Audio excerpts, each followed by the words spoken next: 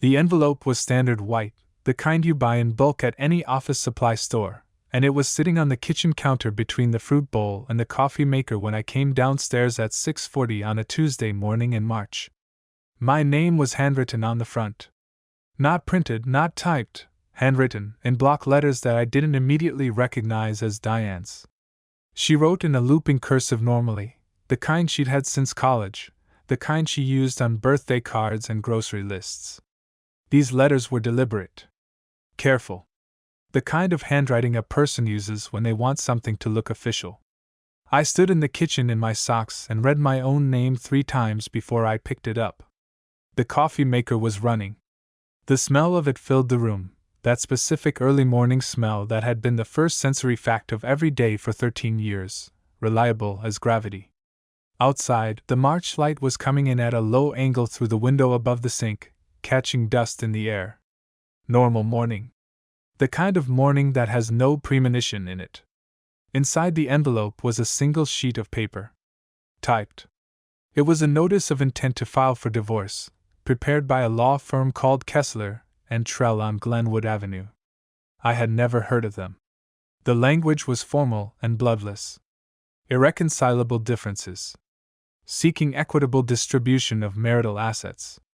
And at the bottom, in a separate paragraph, a line that I read twice before the words rearranged themselves into something I could understand. Petitioner reserves the right to file additional claims regarding the safety and welfare of the minor child. Owen was asleep upstairs. He had a math test that morning. He'd asked me the night before to quiz him on fractions, and I had, sitting on the edge of his bed while Diane was on a call in the bedroom with the door pulled almost closed. He'd gotten every problem right. I'd told him so, and he'd grinned, and I'd turned off his light. I folded the paper and put it back in the envelope. I poured my coffee. I sat at the kitchen table and looked at the envelope on the counter and felt something that wasn't quite fear and wasn't quite anger. Something more like the specific vertigo of a floor that has just turned out to be lower than you expected. A step that wasn't there. Diane came downstairs 20 minutes later in her work clothes. She was showing a property in Cary at 9. She moved through the kitchen with the practiced ease of someone who had prepared for this moment, poured coffee, opened the refrigerator, stood at the counter eating a yogurt. She did not look at the envelope. She did not look at me. "You left something on the counter," I said. She took another spoonful of yogurt. "I know. You want to talk about it?" "Not this morning." Not this morning. 13 years, and that's what we'd arrived at. I turned my coffee cup in my hands and watched her, and I realized I was doing something I'd been doing for at least a year without naming it, looking for something in her face that wasn't there anymore. Some residue of us. Some acknowledgement that the man sitting at this table was a person she had chosen, once. There was nothing. She rinsed her spoon, set her cup in the dishwasher, picked up her bag, and said, "I'll be late tonight. Don't wait dinner." The door to the garage closed. The car started. I sat in the empty kitchen until I heard Owen's alarm go off upstairs, and then I got up and started making his breakfast. 3 weeks later, I was served with a formal complaint at my office. My assistant, Karen, brought it in with the expression of someone delivering bad news she doesn't fully understand. The complaint alleged, in precise legal language, that during our marriage I had engaged in a pattern of emotional abuse, financial control, and on one specific occasion, November 14th of the previous year, physical violence. I read the date twice. November 14th. I knew exactly where I'd been on November 14th. I had been in Charlotte for a structural review on a bridge rehabilitation project. I had checked into the Marriott on Tryon Street at 4 in the afternoon and checked out the following morning. I had dinner alone at the hotel restaurant, texted Owen a photo of the skyline from my window, and watched a basketball game until 11. I still had the hotel receipt in my expense file. I would find it that evening, holding it in my hands under the desk lamp in my home office with a quiet that felt like the stillness before a very large sound. That night I called my sister Sandra. "She filed a PO," I told her. "Protective order. Physical violence, specific date. I was in Charlotte." There was a long pause on Sandra's end.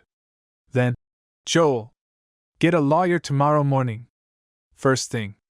I already knew that. But hearing her say it made it real in a different way, the way things become real when someone you trust names them out loud. And there was something else in Sandra's voice, something she didn't say but that I heard anyway, a hesitation that I filed away without examining too closely. I would examine it later. Much later. When everything else had already fallen apart. People ask, afterward, whether you saw it coming. It's the question everyone wants answered when a marriage collapses, not out of cruelty but out of self-protection. They want to know if there were signs, because if there were signs, then this is a thing you can see coming in your own life. If you know what to look for, you're safe. There were signs. Of course there were. The honest answer is that I saw them and understood them and explained them away, repeatedly, over the course of roughly 18 months, with the thoroughness of a man who believed that a good marriage was something you maintained through will. Diane and I had met in our late 20s at a mutual friend's backyard party in Durham. She had been sharp and funny and certain of herself in a way I found immediately compelling. She sold real estate with real skill, she understood what people wanted before they articulated it, she could read a room, she knew when to push and when to wait. These were qualities I had admired from the beginning. Later I would understand that the same instincts that made her excellent at her work had been operating in our marriage too, and not always in my favor. We had Owen in our second year. A boy with my hairline and her stubbornness, and a laugh that seemed too large for his body. He was the best thing about us, which is both a beautiful thing to say and, I realize now, its own kind of warning sign. When a child becomes the primary reason a marriage continues, the marriage itself has already become something else. The first sign I now identify clearly was a conversation in the spring of the year before the filing. We were at dinner, just the two of us, a date night we'd engineered deliberately because someone had told us date nights were important.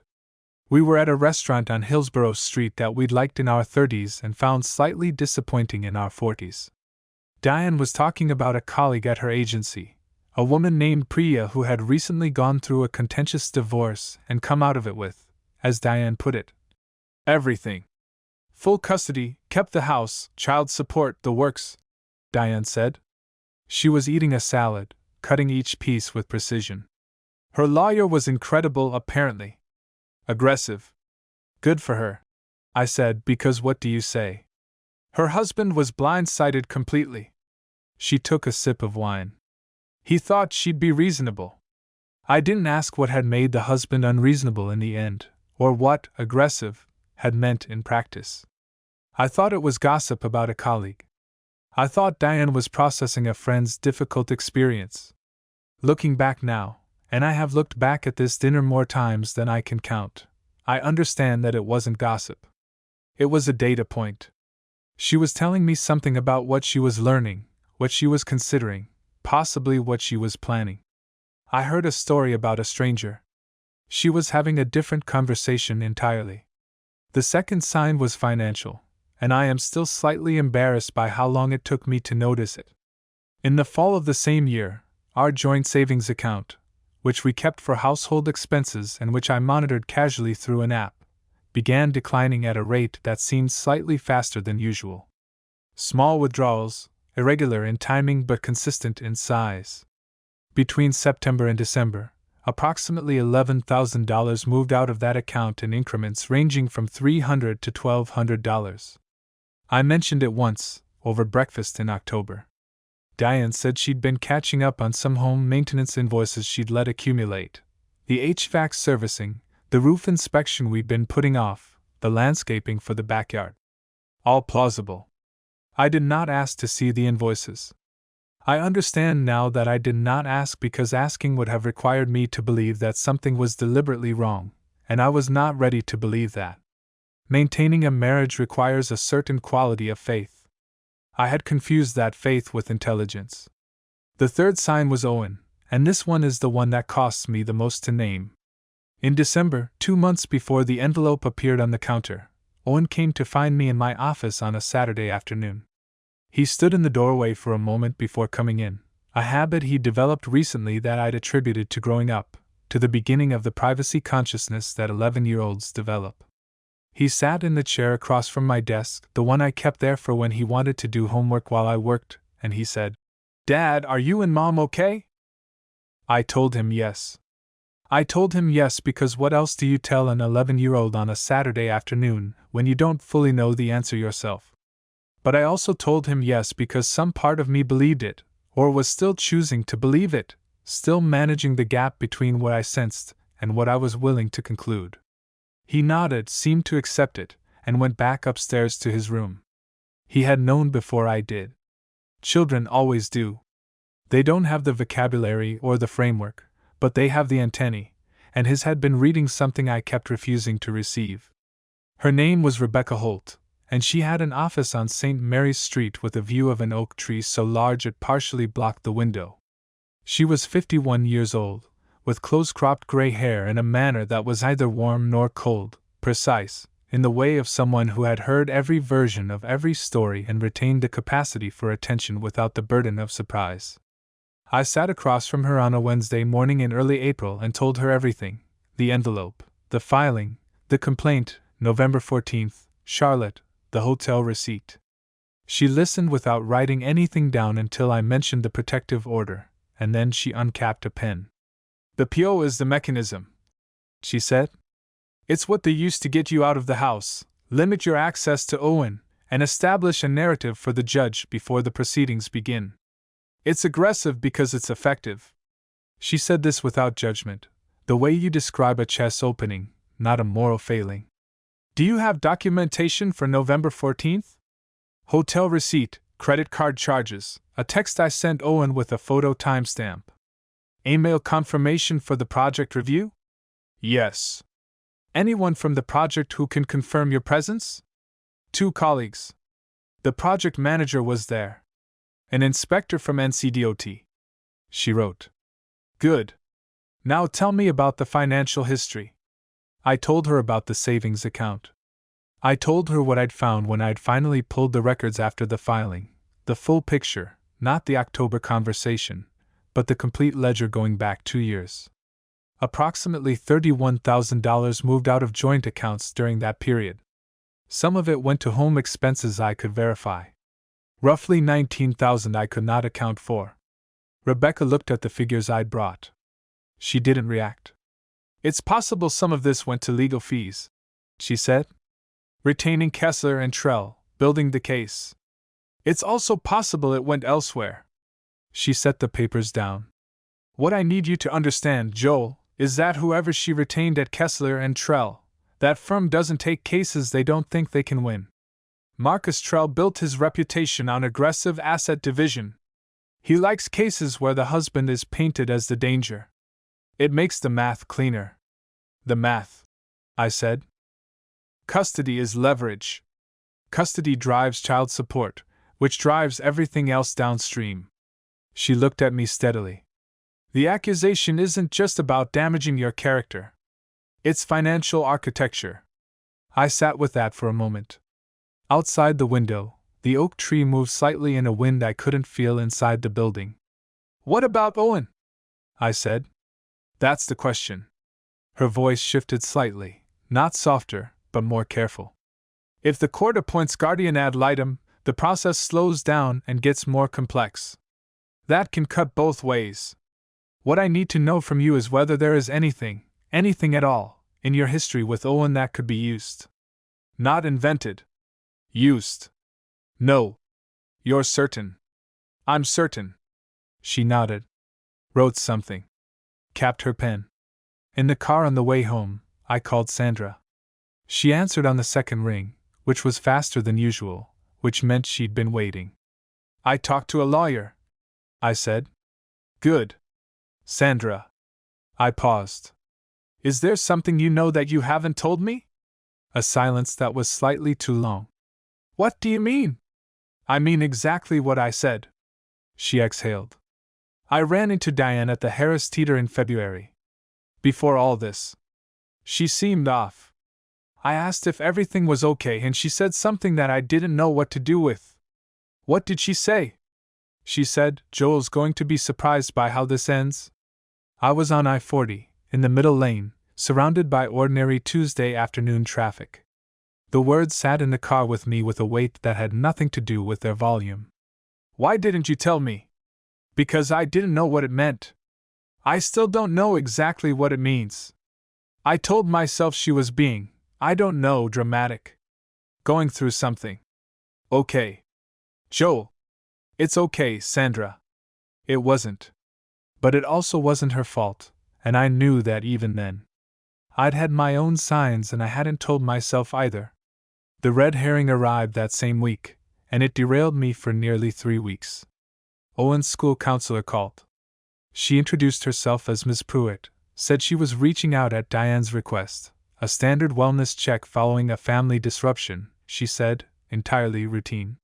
She was careful and kind and said almost nothing specific, but in the course of the call she mentioned that Owen had told her I got very loud sometimes.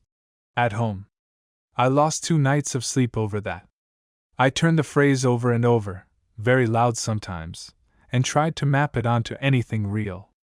I did raise my voice. I had, on various occasions over 13 years, argued with Diane in tones that Owen had probably heard through walls. What parent hadn't? But the phrase as the counselor used it had a particular shade to it, a professional weight, and I could not stop hearing it in the register of accusation rather than observation. I called Rebecca and told her. Did Owen say this to the counselor, or did his mother tell the counselor Owen said this? She asked. I stopped. I don't know. Find out. It took a week and a half to find out, through a process that required Rebecca's office to formally request clarification. The answer, when it came, was clarifying. Diane had described Owen's report to the counselor. Ms. Pruitt had not spoken to Owen directly about it. The wellness call had been proactive, meaning Diane had initiated it, framed it, and set its terms.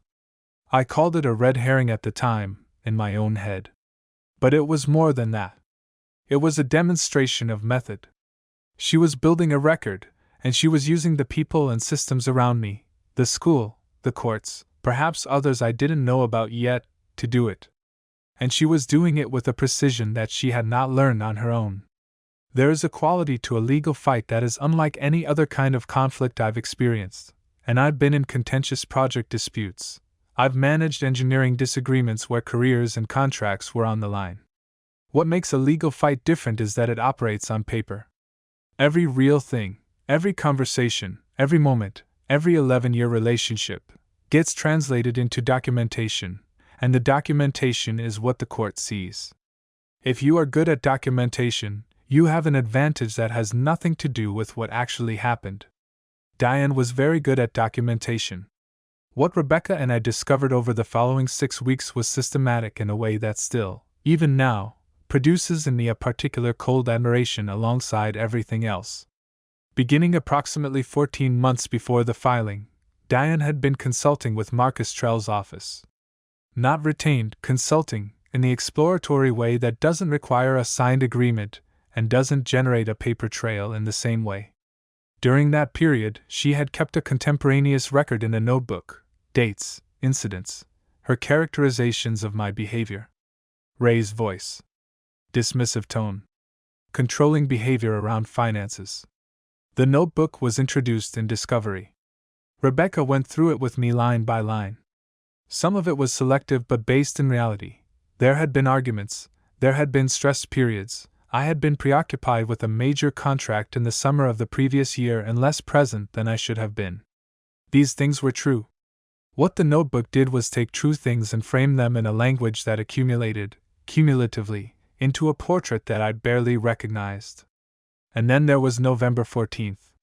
The entry for that date read, J. Came home from Charlotte late, intoxicated.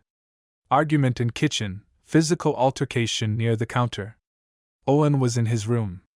I told Jay to leave. He eventually left. I was frightened. Every sentence was a fabrication. I had returned from Charlotte the following morning. I had driven home on the 15th, arrived around noon, made lunch for Owen who was home that day because of a teacher workday. I had a full 12 hours of verifiable location data in Charlotte on the 14th. But the entry existed. It was in her handwriting, dated correctly, written in the same notebook as real events. Decontextualized, it was a primary source document. I sat in Rebecca's conference room and read it until the words stopped meaning anything. I understand now what it costs to weaponize trust. Not just to lie, lying is a simple thing. What Diane had done was use the grammar of our real marriage, real dates, real places, real dynamics, as a container for something false. She had understood that the most convincing lie is the one with the most truth around it, and she had been patient enough to build that surrounding truth for more than a year. I didn't ask her why for a long time. Even now the question feels less important than it once did.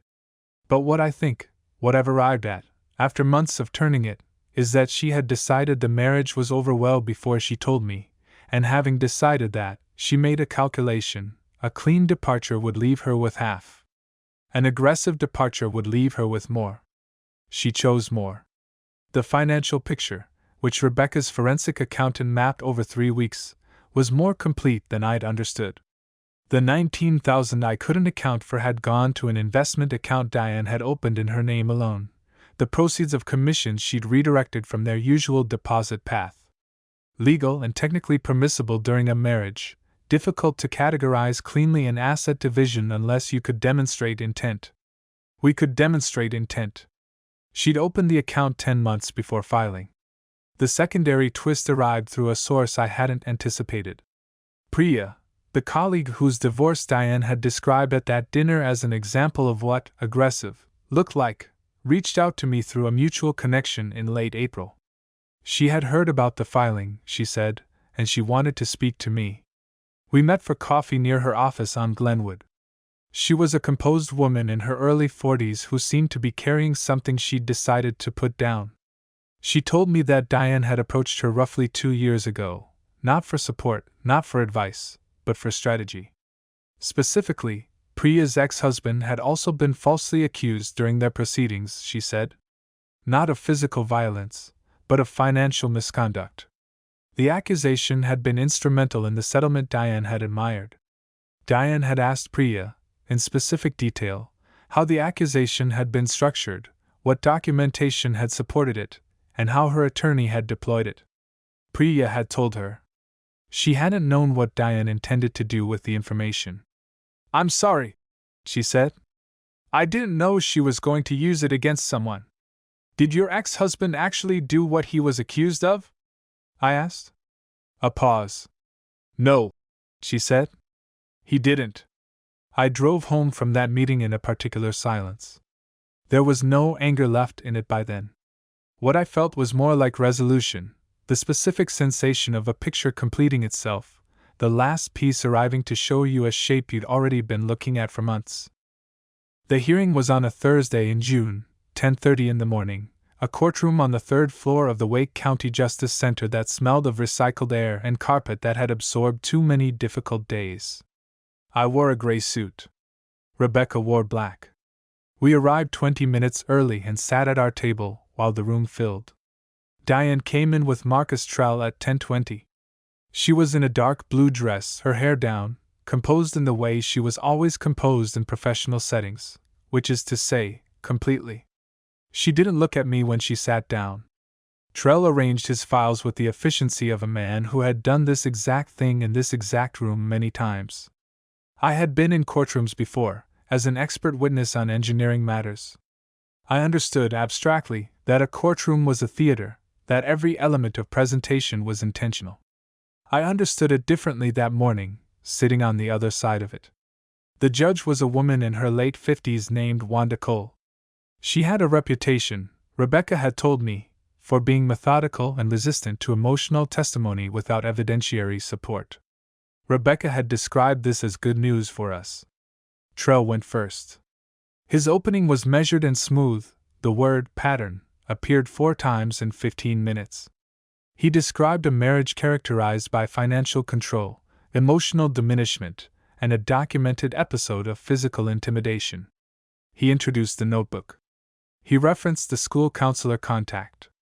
He was good. He was very good. I sat and watched him describe a marriage that bore enough resemblance to mine to be recognizable, and enough divergence to be devastating, and I kept my face still. Then he called Diane. She testified for 40 minutes. I watched her throughout. She was calm, specific, consistent. She cried once, briefly, during the section about November 14th. Her voice dropped, and she pressed her fingers against her mouth for a moment before composing herself. It was exactly the right amount of visible distress. Not theatrical. Controlled. I found myself thinking, she's good at this. Even then. Even in that room. But the thing about a story built on documentation is that it can be disassembled with documentation. Rebecca started with the hotel. She entered the Marriott receipt, the credit card statement, the timestamp text with the Charlotte skyline photo sent to Owen at 9:47 p.m. on November 14th. She entered the email record of the project review attendance. She called the NCDOT inspector, a man named Gary Sutton who had driven 2 hours from Charlotte that morning and who confirmed, flatly, that I had been present at the bridge site meeting from 8:15 to noon on November 15th, and that he had shared dinner with me the evening of the 14th. Trell cross-examined Gary Sutton for 12 minutes and got nothing useful. Then Rebecca entered Priya's statement, not her testimony. She was not called as a witness, but a notarized written account of the conversations she described to me over coffee. The methodology Diane had borrowed. The template. The room changed when that statement went into the record. I felt it rather than saw it, a shift in the quality of attention, the way a room tightens when something unexpected arrives. Judge Cole studied the statement for a long time. Then she asked Trell for a response. He offered one. It was professional and not without logic, framing Priya's account as hearsay, as the grievance of a tangentially involved party. It was the best he could do with what he had. It wasn't enough. And then the twist. In the final evidentiary phase, Rebecca introduced something I hadn't known was coming, something she had kept from me deliberately, she said later, because she hadn't wanted my reaction to contaminate my testimony. Owen's guardian ad litem, a woman named Dr. Carol Finch who had been appointed by the court 4 weeks earlier, had submitted her report to the judge that morning. Dr. Finch had spoken to Owen 3 times. She had also, in the course of her work, spoken to Owen's teacher, his soccer coach, and 2 families from our neighborhood. Her report was detailed and careful and ultimately arrived at a conclusion that took the air out of the room. Owen had told Dr. Finch, unprompted, that he had heard his parents arguing sometimes, that his dad gets upset and talks loudly, but that he had never seen his father touch his mother in anger. He had also told Dr. Finch that his mother had, on one occasion, coached him on what to say if anyone from the court asked him about their home life. The specific sentence Owen had reportedly been given was, "Just say that things were sometimes scary at home." He was 11. He had not repeated it to anyone. He had reported the coaching instead. I sat in that courtroom and heard my son's words, not his voice, but his words, his actual precise 11-year-old words, and I felt something break open that wasn't grief and wasn't relief and wasn't anything I have a clean name for. He had known, and he had been honest, and he had been 11 years old doing it. Judge Cole called a recess. The recess lasted 25 minutes. When it ended, Marcus Trell requested a brief sidebar with the judge, and after the sidebar, the protective order was dismissed. The physical violence allegation was stricken from the record. The proceedings continued in a different register, quieter, more technical, the drama having exited the room. The financial record that Rebecca's accountant had assembled was entered without significant contest. The redirected commissions, the separate investment account, the pattern of transfers. Trell pushed back on interpretation, but the documentation was clean. Judge Cole ruled on asset division 3 weeks later in a written opinion that awarded me the house, equal custody, and a structured settlement from the redirected assets. I didn't take the house. I let it go in exchange for a clean custody arrangement and a straightforward division. I didn't want the house. I wanted Owen, and I wanted to be done. The day the final order came through, I was in my office. Rebecca called me at 2 in the afternoon and read me the key terms. I sat at my desk and looked out the window at the parking structure across the street and said, "Thank you," and hung up and didn't move for about 5 minutes. That evening, I picked Owen up from school. He got in the car, dropped his backpack, said, "Hi, Dad," and started telling me about a thing that had happened at lunch involving a water bottle and his friend Caleb that he found genuinely hilarious. I drove and listened and laughed at the right moments, and when we got to the apartment, my apartment now, the one on Oberlin Road with the small second bedroom I'd set up for him, he went straight to the kitchen to look for a snack. I stood in the hallway and let the ordinary weight of it settle. Sandra came for dinner that weekend. We ate takeout on the floor of the living room because I still hadn't fully furnished it, and at some point, late in the evening, she said, "You know, I should have told you sooner." What she said at the grocery store? You didn't know what it meant. I had a sense. Sandra. I looked at her. It wouldn't have changed the outcome. It might have just moved the timeline. She accepted that, I think. I don't fully know if I believed it when I said it. But I do believe it now, which amounts to the same thing. Diane and I co-parent without drama, mostly. We exchange Owen at the curb. We text about logistics. There was one conversation, 3 months after the final order, that lasted 7 minutes in a parking lot after Owen's soccer game. She told me she was sorry. I told her I understood that.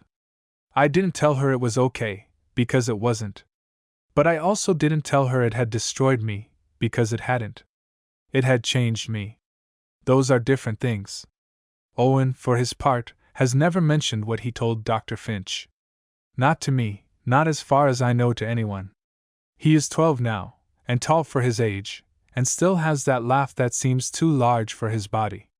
He asks me sometimes, on weekday mornings over breakfast, what I'm working on. I tell him. He listens with a seriousness that still surprises me, the way children absorb things when they've decided you're worth paying attention to. There's a bridge rehabilitation project I'm finishing this spring. I drive past the site on my way to his school sometimes, in the early light, and I look at the structure, the careful distribution of load, the way forces are redirected through the geometry of the design, and I think about what it takes to build something that holds. Your account for what's actually there. Not what you hope is there. Not what was there before. What's there now, under the conditions as they exist. That's all. That's the whole of it, really. What this story charts aren't simply betrayal, it's the particular damage of a betrayal that is also a construction. Diane didn't just leave. She built a case, and the case required that Joel remain unaware of his own narrative being rewritten while he was still living inside it. The first red flag was that dinner conversation about Priya's divorce, the one where Diane described a colleague's aggressive settlement with what Joel read as admiration for a friend. Looking back, that moment was almost a direct statement of intent. She wasn't processing someone else's experience. She was taking notes. He heard sympathy. She was conducting research. The second red flag was the savings account. He noticed the irregularity, raised it once, accepted the explanation without evidence.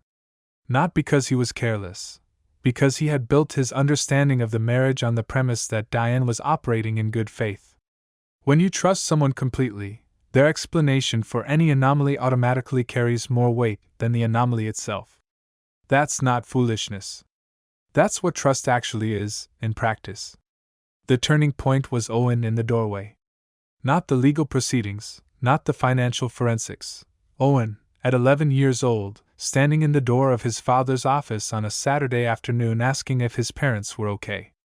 That was the moment the marriage's hidden reality surfaced through the one person in the house who couldn't manage it away. Joel told him yes. He knew, even as he said it, that he was lying to protect both of them. The second turning point was Dr. Finch's report, specifically Owen's disclosure that he'd been coached. That moment reframed everything. It revealed that Diane had been willing to involve their son in the strategy, which was the clearest evidence of where her calculation had finally led. What this story teaches, quietly, is that love maintained through willful ignorance is not love. It is management. And the thing about management is that it eventually reaches the limits of what one person can control alone. There is something worth examining in the specific nature of what Diane built, beyond its legal mechanics.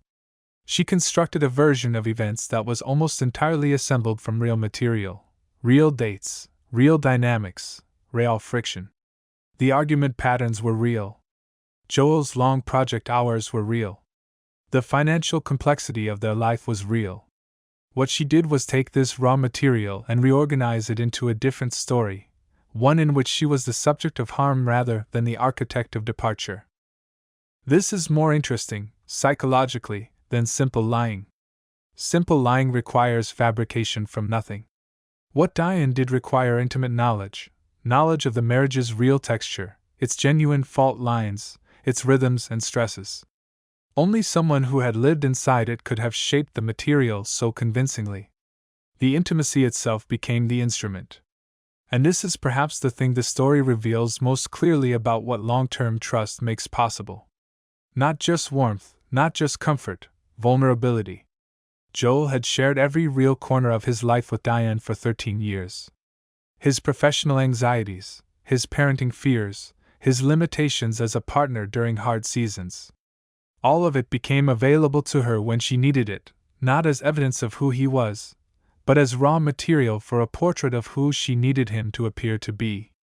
Owen's testimony, delivered not in the courtroom but in the quiet of 3 conversations with guardian ad litem, was the thing that undid the construction.